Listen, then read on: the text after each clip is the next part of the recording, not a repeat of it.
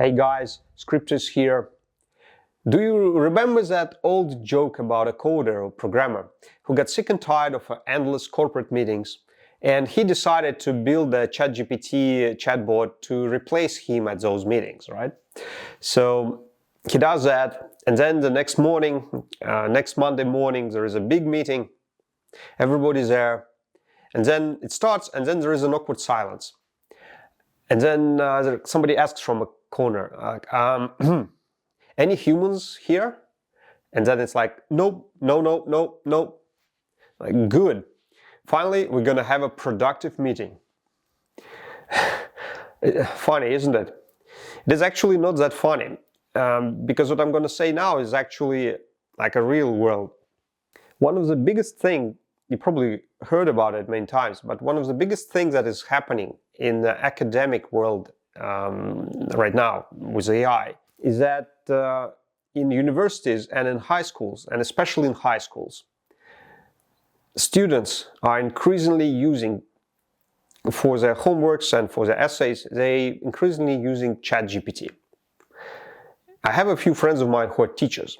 They basically tell me that this is becoming like an epidemic, like a pandemic.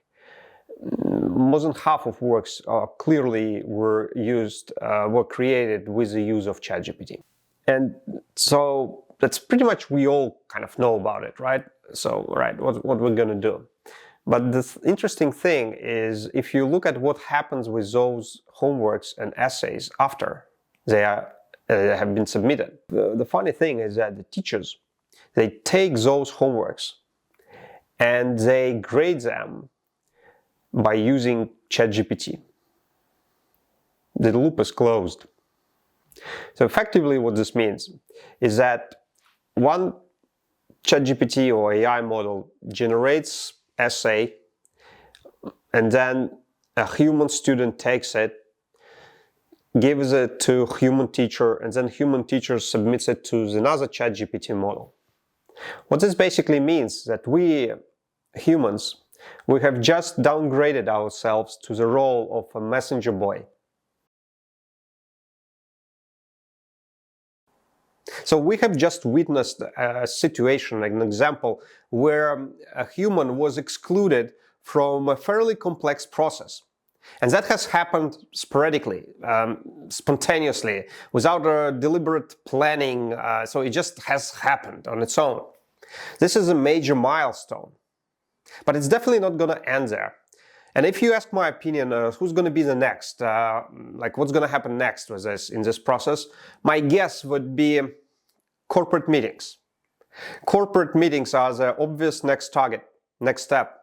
Just imagine what an improvement it will bring to the way how we spend our time. Because what is, just between us, what is actually the role of a human on most of those meetings, if not that delivery boy? Most of those meetings are not even required, like, frankly, do not really require a human hour attendance most of the time. So all that will be gone. Human is not needed in the office anymore. I made this video not just to tell you a joke, but also to ask for help. As you may remember, we're currently working on a sequel to this video, and that sequel, that will be a survival guide for coders and more generally for tech people. And while working on this video, we have discovered that we have a gap, an expertise gap in a few areas, in two areas actually. One is CUDA, parallel programming, and the second one is cybersecurity, and more specifically in ransom cybersecurity.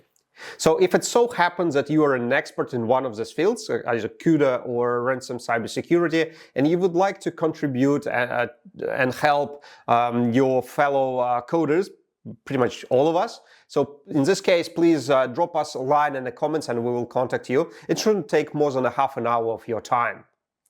And for the rest of us, just to give you an update, the video is progressing well. The end of next week, the end of first week of May, this is our ETA for it. So hold on tight, sit tight, it is coming. See you soon.